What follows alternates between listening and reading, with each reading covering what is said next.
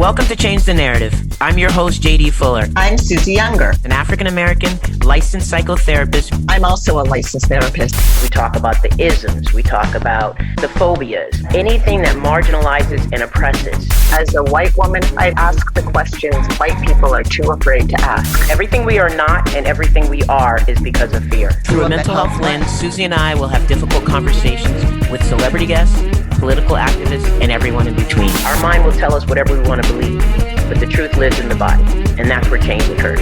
Are you ready to change the narrative? Well, as our next guest would say, Rig says he's a boy from the hood. He was a soldier for 22 years, 11 months, and 4 days with 5 deployments. He is now fighting the biggest war, white supremacy, racism, and injustice in this country. He is quite the sensation on all major platforms and is relentless about his standing up to the voices that protect white supremacy, racism, and injustice. His goal is to change the world, change the narrative, and make change. He is also a singer and a social justice leader who is able to entertain us while getting his message out. Welcome, Rig. Hey, I don't know who you was talking about, but I ain't that guy.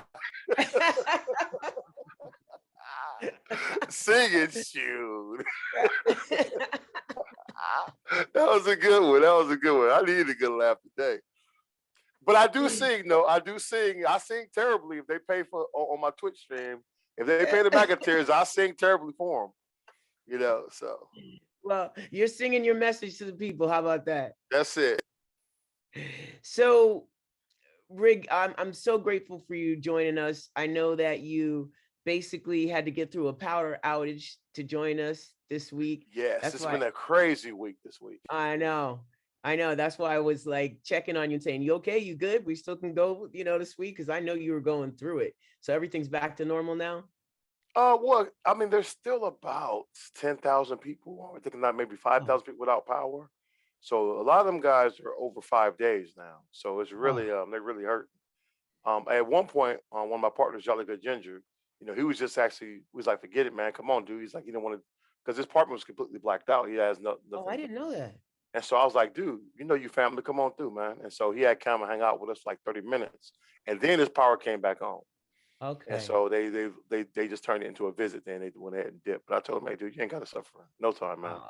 But I love Jolly. I told him, hey, you my brother from another mother, dude. I said straight up. Yeah. So I said, all you gotta do is say the word. My house is your house, dude. Period. That's all right. That's how we roll, man. Yeah, I love that guy. He's definitely a friend of the show, and we do our thing together. So I feel you on that. He's a good dude. So I want to take you back to let's say pre-military. Okay. And I want to know basically who you were before you joined the military. So I'm thinking like you joined it at 22. So I'm thinking sort of, teenage, late teenage. LA riots. I could sum that up, right? LA riots, Rodney King, dealing with the police, LAPD, social injustice, right? So I was out there in the middle of that. And really, with the LA riots was one of the many factors why I decided to just become a soldier, because of the drama that was going on out there. And here's the sweet irony. More LAPD police officers point their guns at me than enemy soldiers, right? So even after being deployed, multiple times, 5 operational deployments, I still dealt with all of that racism and craziness right there in my hometown and back in Long Beach, California. And so that's really what I remember the day clearly that I decided to become a soldier. It was just like the LA riots, man. Stuff was like burnt down. The National Guard was out there. It was hellacious. I was sitting on the bus going to Long Beach City College, and I was just like, you know what? I'm done. I made up my mind. I was like, that's it.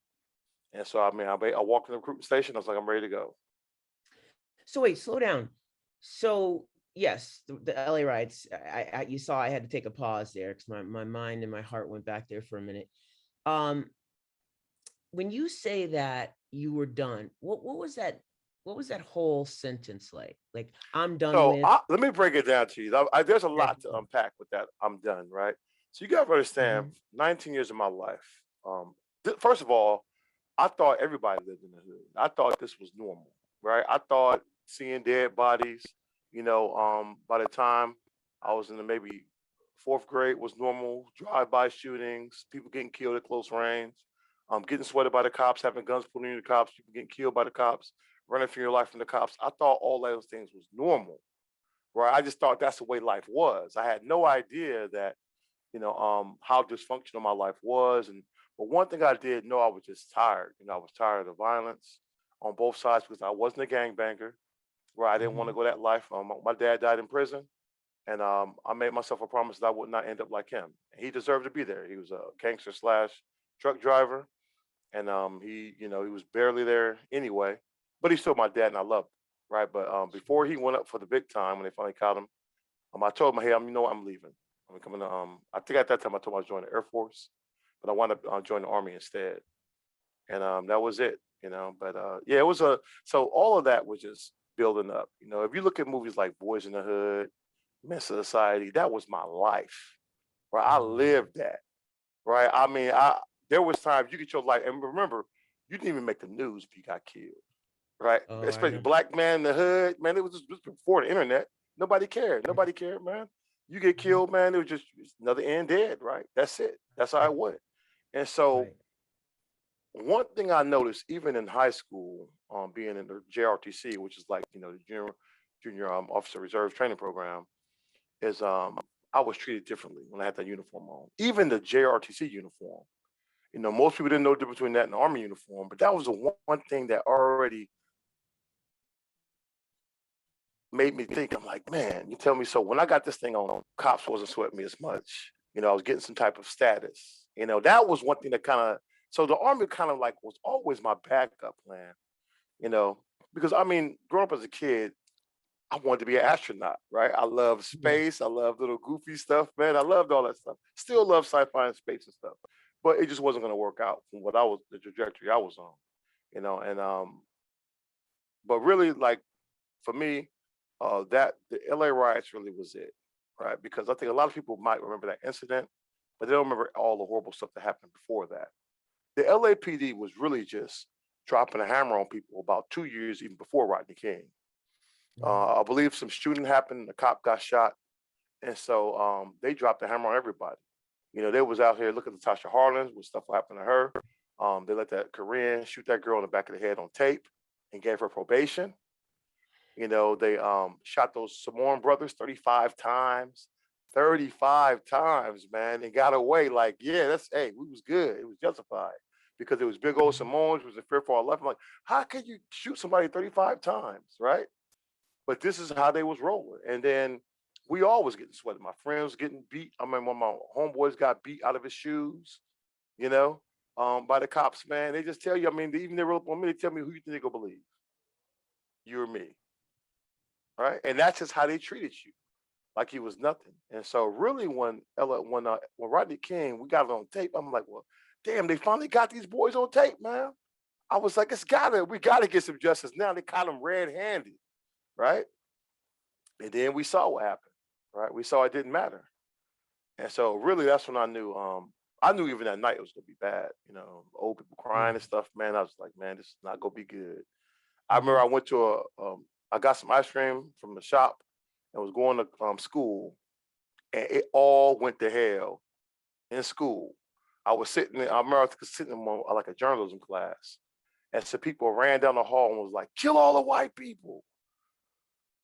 And my teacher bust out crying, right? And I was like, hey, be cool, man. We're not going to kill you because you white. She's like, well, you got nothing to worry about. You black. I said, let me tell you something, lady. When the bullets start flying, they never check what race you are before they kill you. Right? And so they canceled school. They wound up canceling school like maybe halfway through. And then you can just see it was going down, man. It was going down that night.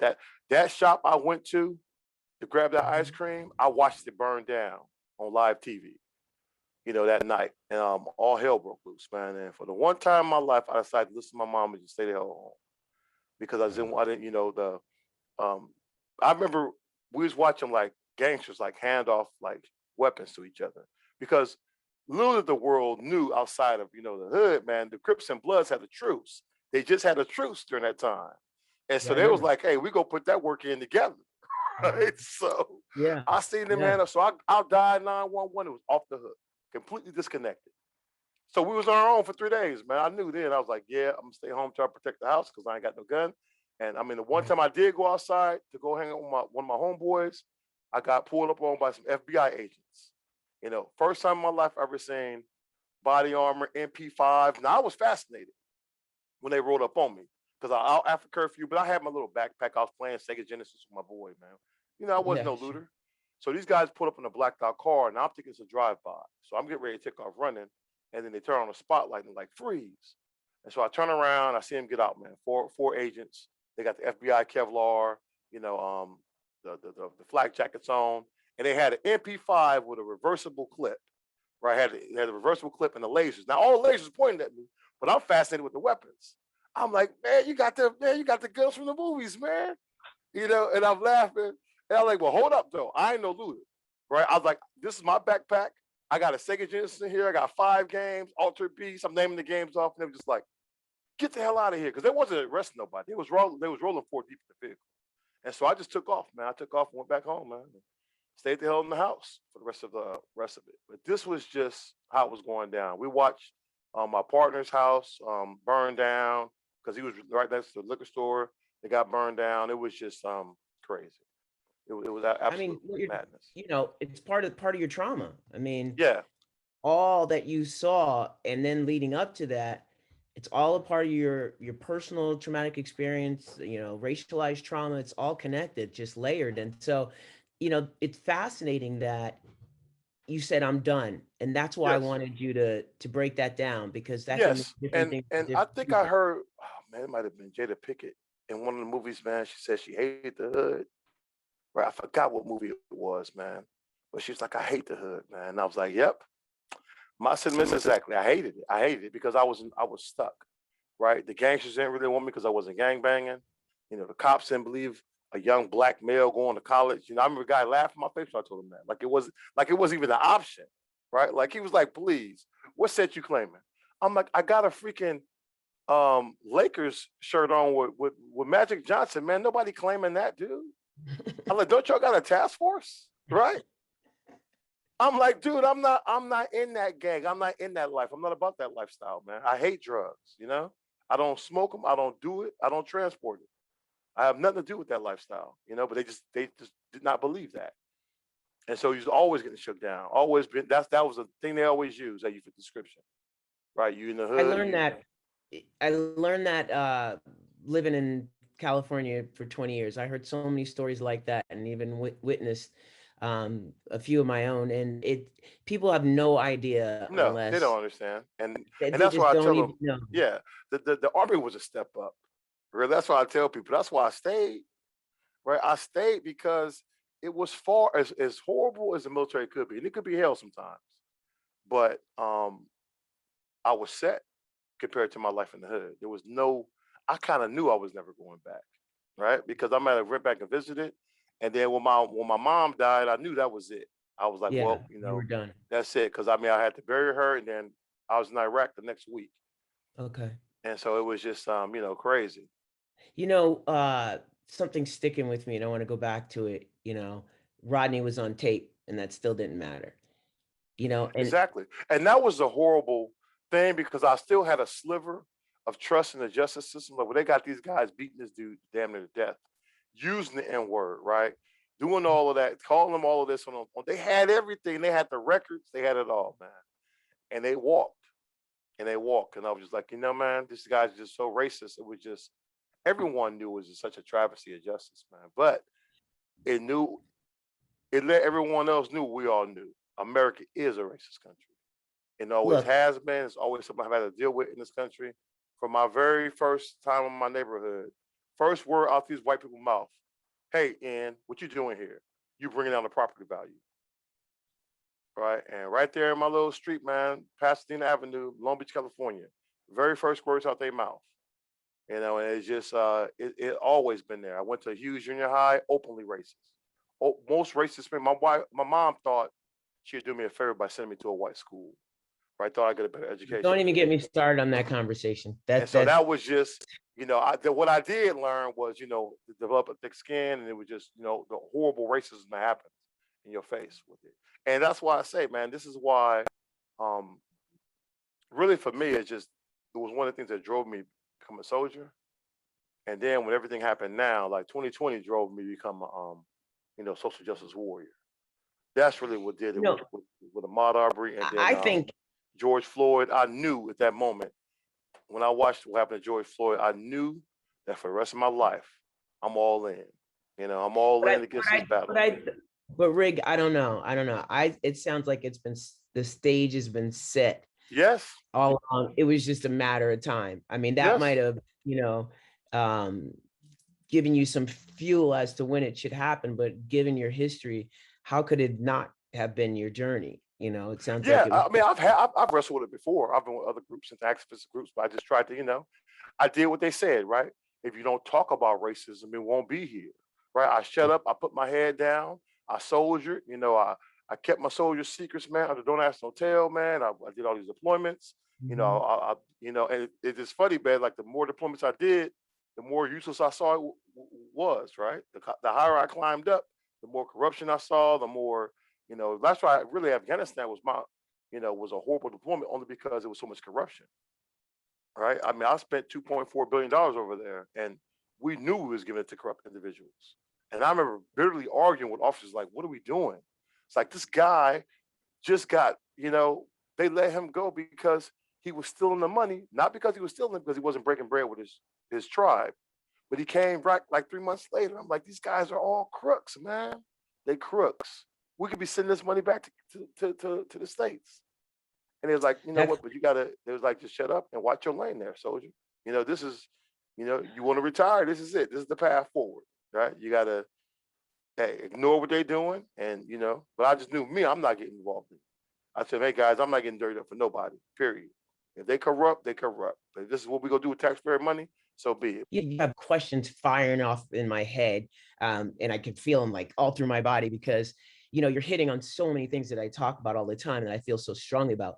So I'm wondering what in retrospect would you say you walked away with in terms of your military Okay, so experience? I give you the What both. So I served you think a lot of well? people, they was like, I guess a lot of people like on the anti-soldier thing. But for me, I would do it again. But you have to understand my situation. Coming from the hood, not having nothing, right? And then having status. So I got training and I've had a lot of crazy things happen, but three things I got right in life was becoming a soldier, marrying this little German girl, and then joining the finance corps, leaving combat arms and joining the finance corps. Those things changed the trajectory of my life, really. So I knew the trade-off. I knew that going to war, I already knew that. So no recruiter had to lie to me because I knew that if you sign on the dotted line, you belong to the government for at least 8 years, right? And you're not gonna be you no more. You go do what they tell you to do. You go do all of that. I willingly went into that because I knew people would tell me, "Well, how can you serve in the white man's army?" I'm like, man, look around, man. Tell me a job that I can do in America, not deal with racism, and I'll go do it right now. Right? Tell me a place where I can't do it, man. I was like, for me, at least I have a fighting chance as a soldier. At least I'll be with other people. I'll be in part of this damn military. I can have weapons. I get training. I was like, if I die, even if I die, my mom would get $450,000. She ain't never seen that type of money before, right? If I die in the hood, I don't get nothing. I like, but at least for me, it was a status, and that's why I stayed. Because I knew that they were taking their pound of flesh from me, but I was also getting skills. The GI Bill. Other skills. Got my undergrad. Did all of those different things, and VA loan. Right, the home I'm in right now is because of the VA. So I changed that trajectory, right? And that's one thing that even the racists, even down in Indiana, racist they are down there, I might have been an in, but I was a combat one, right? With medals on my chest. And they had to respect that, right? They might not respect the skin color, but they damn sure respect that military service that I gave to this country. And so So that was a trade-off. that's a huge trade-off. It's a huge trade-off. How you make sense out of it, I get it. I can totally wrap myself around it. I understand. I don't understand it, but I accept it that that's a reality, and you had to figure And out how to yeah, and make it listen, work. there's a lot of things that happened that was dark in the military. A lot of dark things. You Yeah. know, a lot of people, a lot of that stuff come up to light now. Like I said, Afghanistan was a complete waste of time. So when they collapsed, no one was really surprised. We just surprised the Right. speed it would collapse. We knew it was going to happen because it was untenable what we did. We should have went there and got, someone and got out, and we damn sure didn't have to go to Iraq. Iraq was a war of choice, but it's just, this is how it is, right? This is part of being a part of that military industrial complex. And I've Yeah. reconciled that because I knew out of my choices I had for me, I knew one thing that I did not want. I did not want my children to grow up in the hood like I did. Mm. Right. I did not want and I knew that even then, even as a teenager, it was very important who I was going to be with because I was like, I don't want them to deal with that life. Because, that I just thought was just totally unfair, man. Because you can get killed in the hood for nothing, right? Sitting at a football game and somebody starts shooting and killing you, man, because you got the real color on, right? Or something else going on, some other beef. And like I said, it's just, that was unsustainable for me. Yeah. And so the military did help me, because I got around other people. I learned how to, invest money. I learned how, to get other skills I didn't have coming from the hood.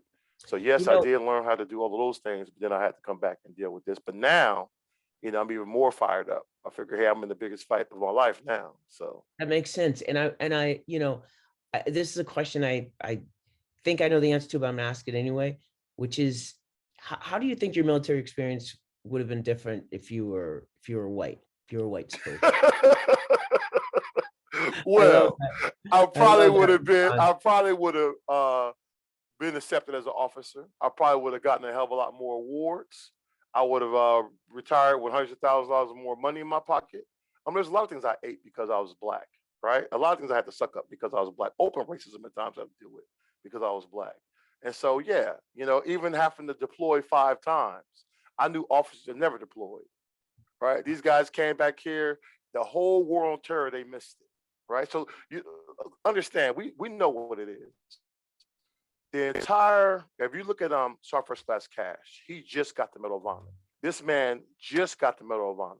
And let me tell you what he did, because I was there during this time when this dude was up here, when they got attacked in Iraq, and this soldier went out here, man, he was a Bradley commander.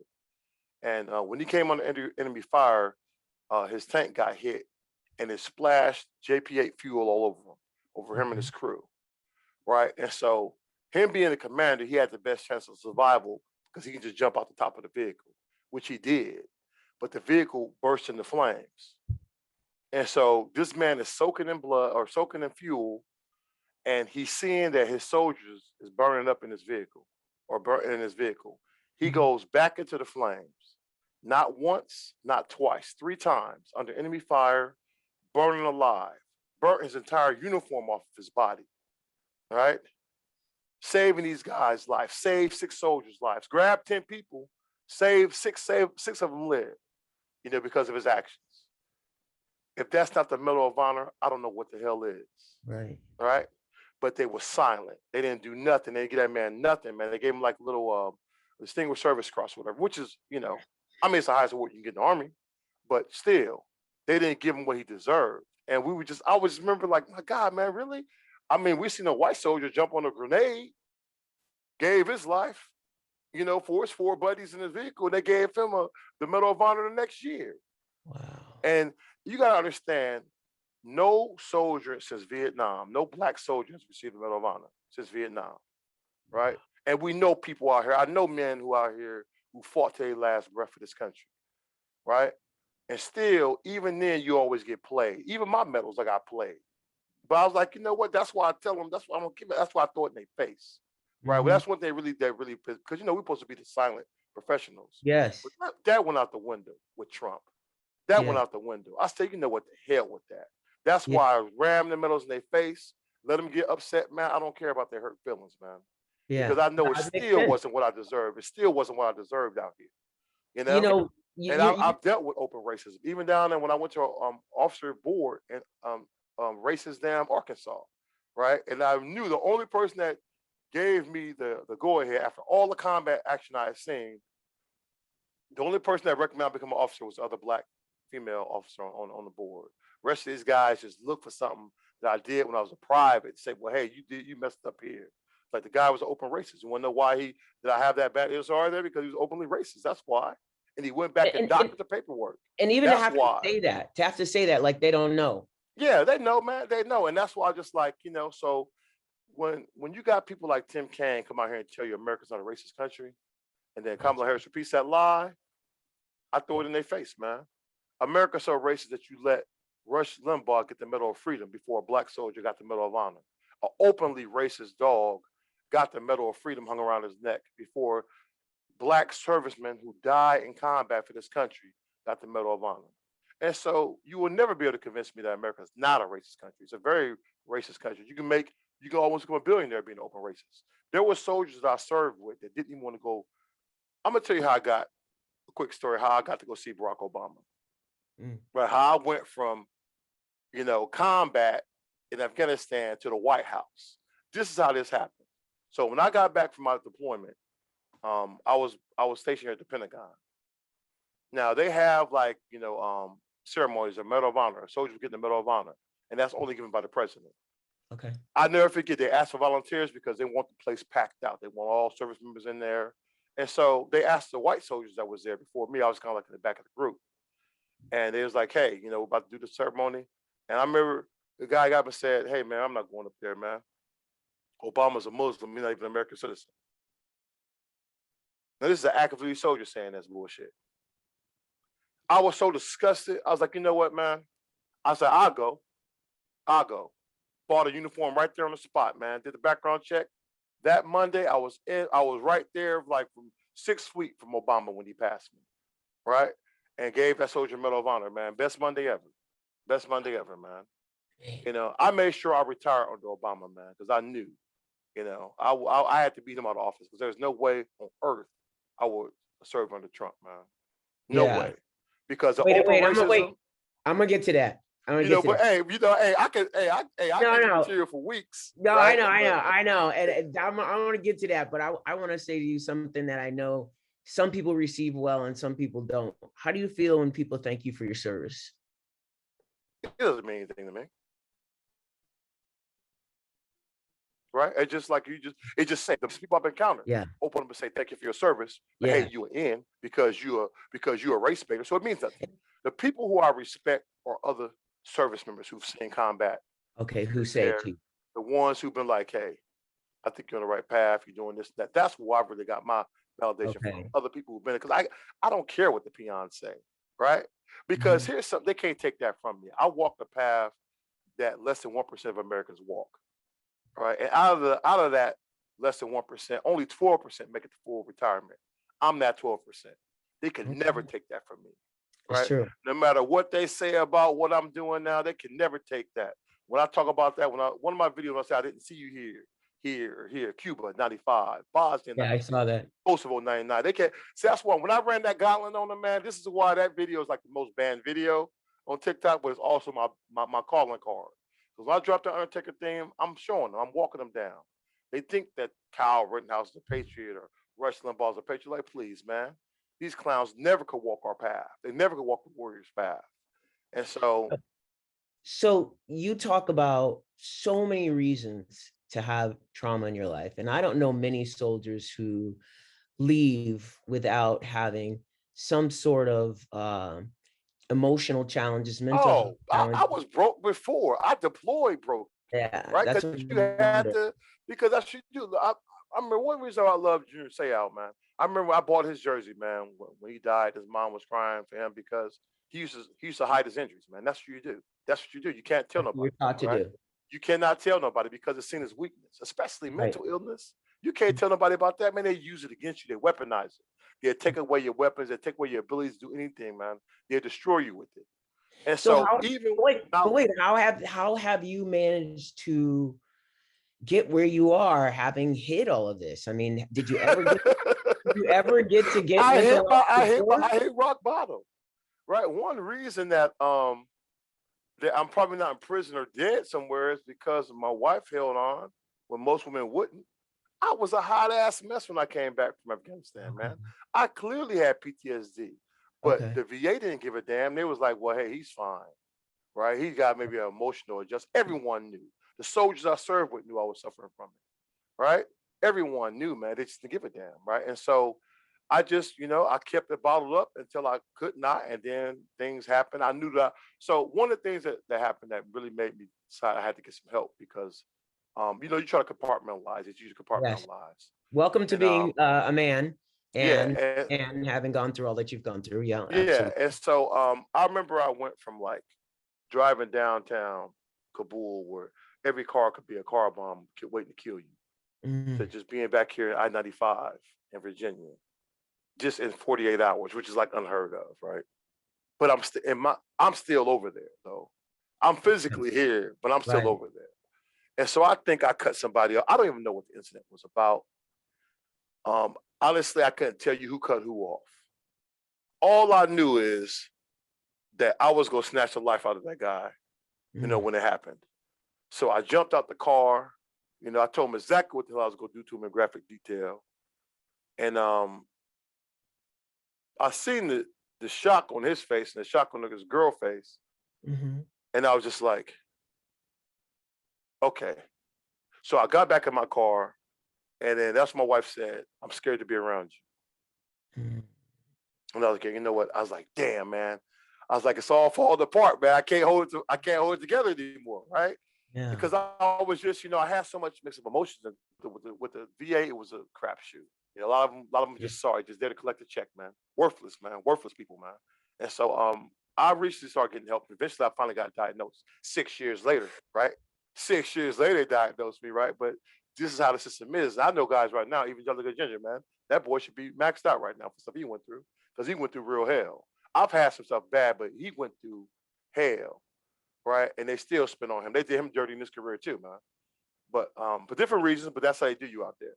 Yeah. But this is all part of it, right? You reconcile that, and I just try to be, I try to, ask my wife for forgiveness for all the dark things, the times I put her through, and I tell Mhm. my kids, hey, I'm sorry, because the only thing I really, out of all the titles I ever had, the only title that I care about is being a dad. That's the Mhm. only title. That's the only title that I really, really, that means the world to me, right? Because my dad was never there. Sure. I remember when he walked out, even when I was 5 years old, man. He never married my mom. It was Mhm. just something to do, passing through. I might have seen him once or twice a year if I was lucky. And so for me, I knew that, his death motivated me to be the man that, he wasn't.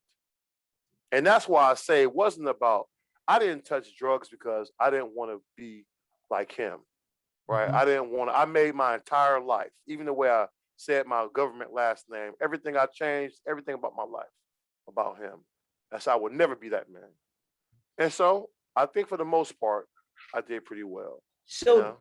when you when you buried him and you buried your emotions, it sounds your negative feelings about him, it sounds like you gave way to some healthy emotions and some, the ability to grieve, which allowed you to move forward.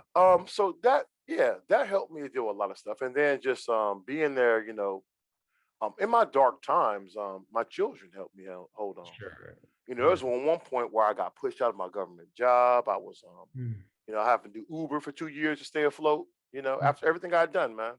Mhm. I was on my back, man. I think my house was in foreclosure, man. And I was just like, I think it was a dark night, maybe like in 2018, man. I just had pulled up to the bridge, man, like one of these bridges in DC. And I was just like, damn, man, my life insurance going to expire. I might as well cash it out, right? Mm. And I sat there with the car running. And I was like, damn, man, should I just leave my phone in here? I mean, maybe how to go find my body? I was thinking about just playing it out, man. I was playing it out. I was going through Sure. everything, man.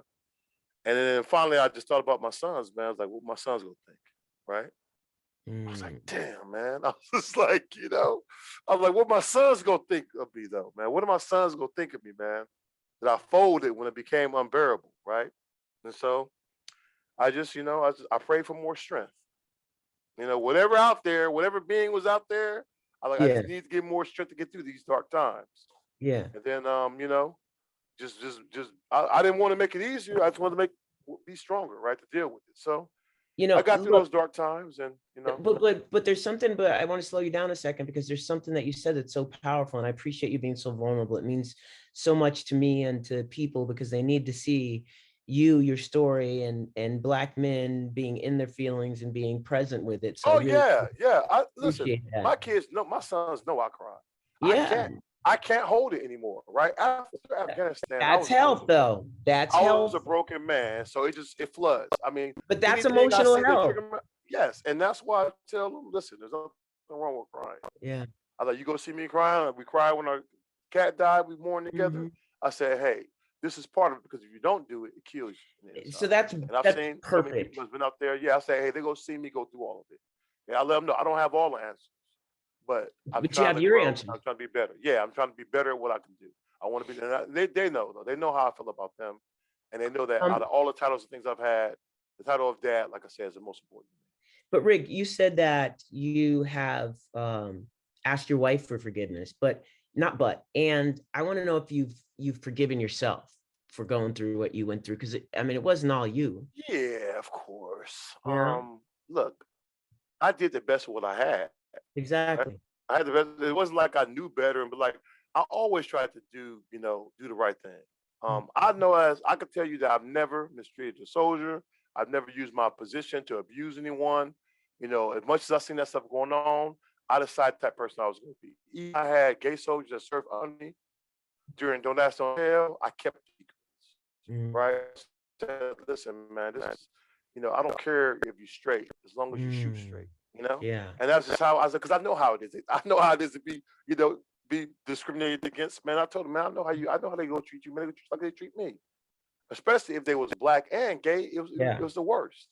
Right. right. So they'll weaponize all these things against you. And so it was really don't tell you get put out. That's what really the Yeah, policy should have been called that because it right. was a very negative policy. They dressed it up for the public, but in Mhm. the implementation, man, if you said anything, you was true. You were separated.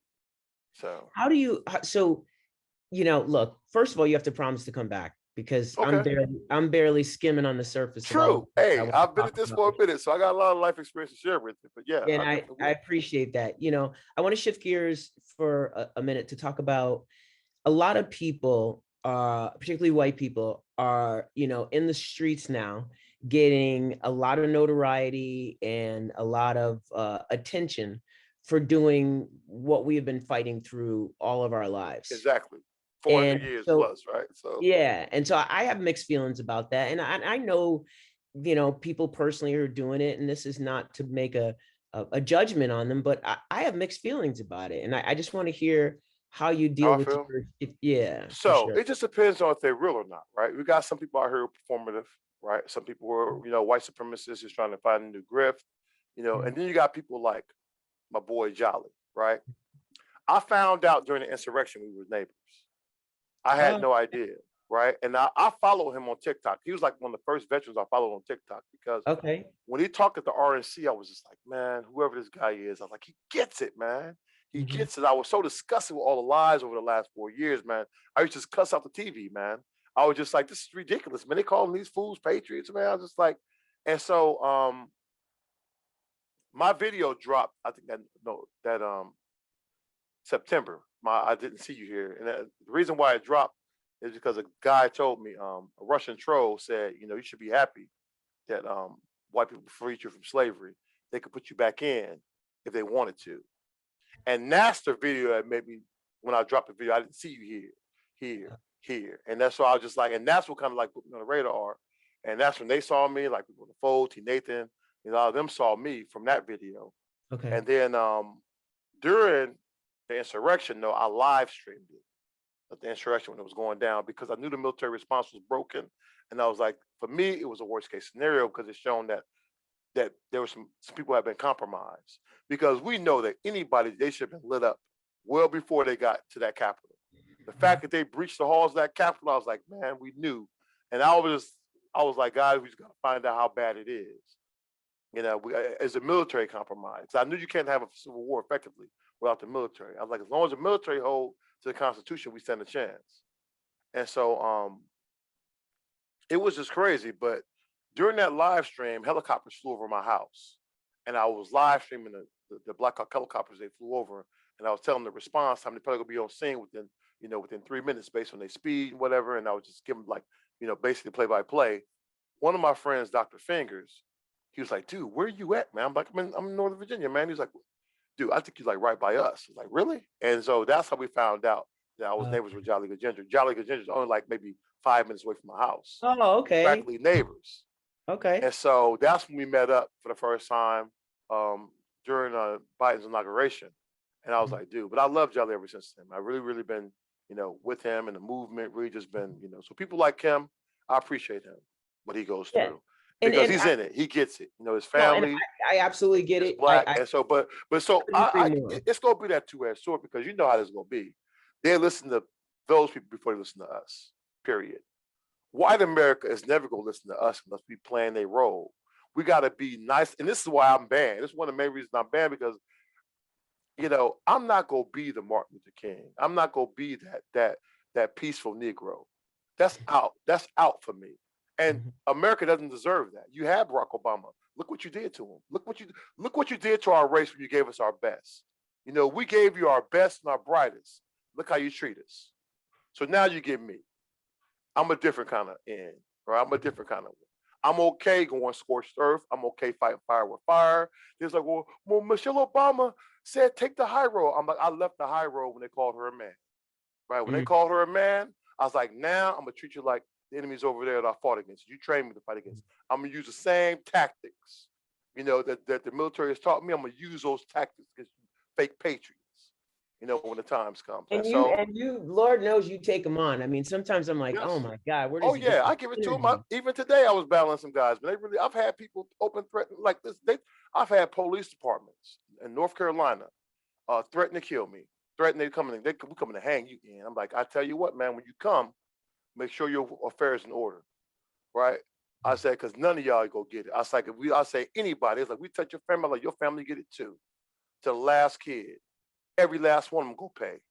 I was like, I will not be backing down. I said, I'm gonna give you the hell that you want, right? I'm gonna give you. And this is where we at. And it's unfortunate that I have to be this way, but I knew, like I said, when I watched George Floyd take his dying breath after he begged for mercy, I knew then what my mission is. And it's either I'm here for the absolute destruction of white supremacy by any means necessary. And I pray for peace, but I'm prepared for war. And I'm gonna prepare other people for war. And that's just where we're gonna be at right now, because America has to decide if it deserves to be a country or not. It really does. If you can let people as vile as Trump in office, you get what you get. I've seen countries fall apart. I've been through civil wars in Bosnia, right? All it takes is enough corrupt people in power, and they bring down. America's a very young country, and so that's why I say, man, when people say our democracy online, I'm telling you, what you gonna do about it? What are you gonna do? For me, we don't have to wonder, what would you do back in 1940s Germany? We live in that right now. This is 1940s Germany. You got a propaganda machine, Fox Fake News, OAN, Newsmax. You got corrupt politicians, Flag Cruz, QAnon, Marty Taylor Greene, man, Boberty Lee, all of these clowns, man, that don't deserve to be nowhere. I can do a better job than them. I can do a better job than Trump. Right now, if they put me in the office now, I could do better than them. And this, they don't care because of the white supremacy. And in America, you could become almost a billionaire being a white supremacist. When Rush Limbaugh took his final breath, right, he was worth $600 million preaching hate. The guy who told me that Obama wasn't an American citizen, was a Muslim, was listening to Rush Limbaugh. The day that Obama gave the Medal of Honor to a soldier, Rush Limbaugh didn't say one word about that. Said he was the first gay president and he was out here at the LGBTQ function. Never said one word about how he hung a soldier. And Obama treated those racist ass dudes in that White House with respect, every last one of them in there. And I've seen soldiers that spit on the White House floor, man, and was talking all this because they let a Negro up in there. And so I held my peace, man. Because because it wasn't there for me, but now I'm like, you know what? F all that. Now they get it. And that's why I tell them, they go hate me. I told them, man, you're not going to intimidate me. You're not going to pay me off, man. And you're not going to silence me. because I will meet you with that same energy. That's why I tell them when they sit there is nothing they can tell me that I haven't been done. My So then, nightmares give me more of a fight than these clowns. so I have a question for you then. Yes. How can it change? How can it change? I mean, everything you've laid out. Unfortunately, right now, there's only two ways I see this thing going. There's going to have to be some, and I don't know if Biden can do it, honestly, right? It's going to take some scorched earth, draconian measures, right? Because if these clowns start subverting election details and they start, saying, hey, we're not going to count these votes, then people heads should roll, right? And so there will be a violent revolution in this country.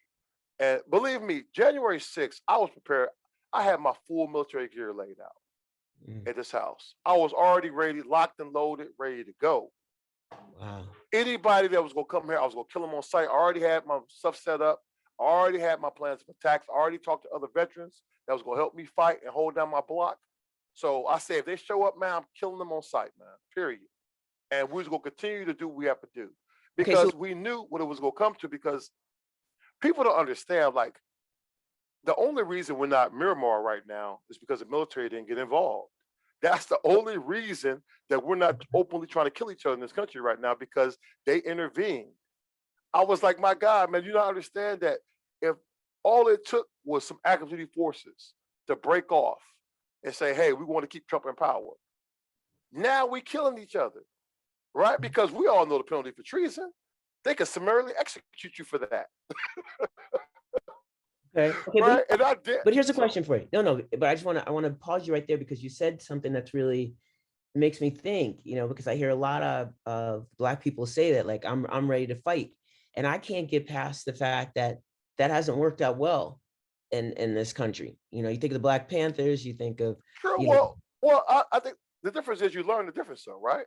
Look, okay, I'm military trained. I don't know how many of the Black Panthers were. okay, And so we learn the difference, right? We're not going to go out here and form militias. No, you work in sales, right? You work in 3 to 5 man sales. You break out over the country, right? And you work in those groups. That's how you bring things down. That's how you strike at the nerve center when things. But my goal is I don't want to take it there unless we have to, because I still love this damn country, right? Even though after the stuff they did to me, even though everything I've been through, I still love being a soldier. I still have real. I don't want my children to go through what I went through. right.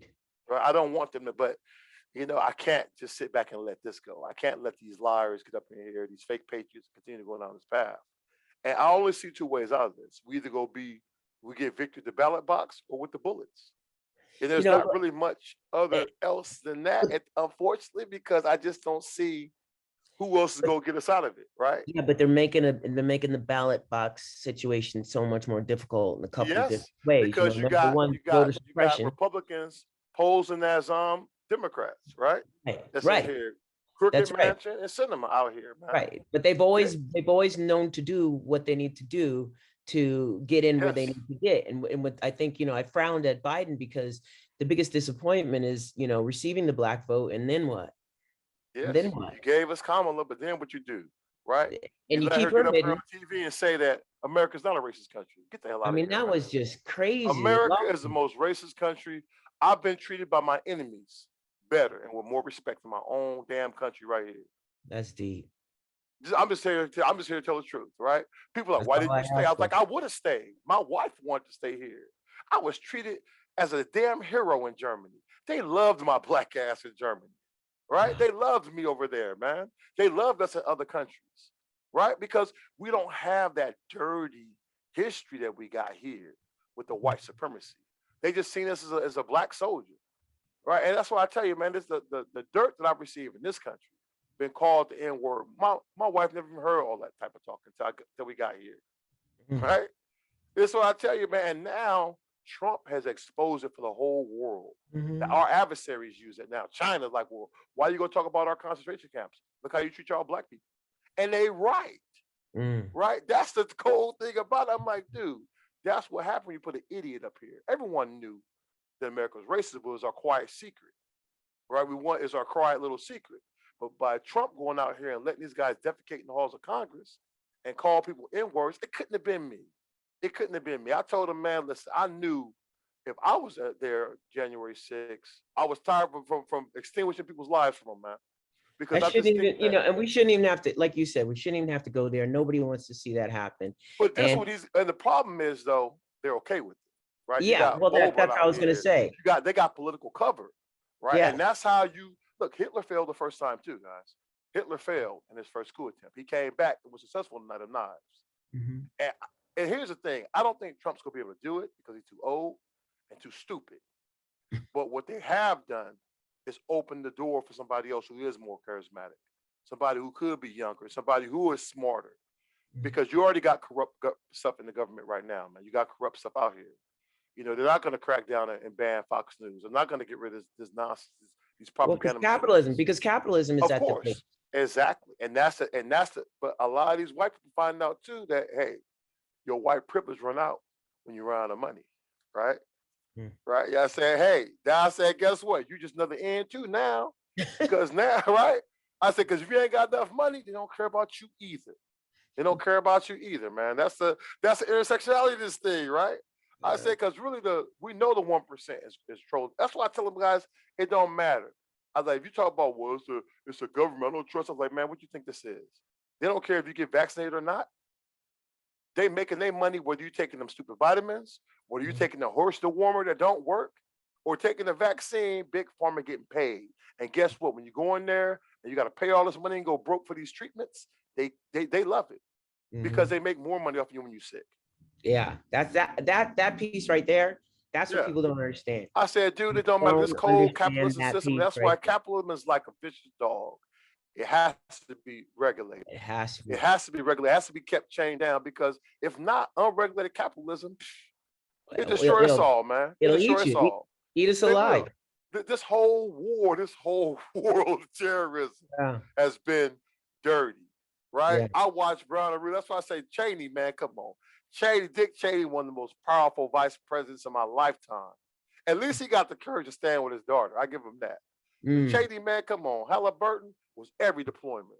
Every deployment I went to, Brown and Root was there. Kellogg Brown and Root was in Cuba, Bosnia, Kosovo, Iraq, Afghanistan. Them boys making money hand over fist, man. I've seen man, I was out here like this, giving it away.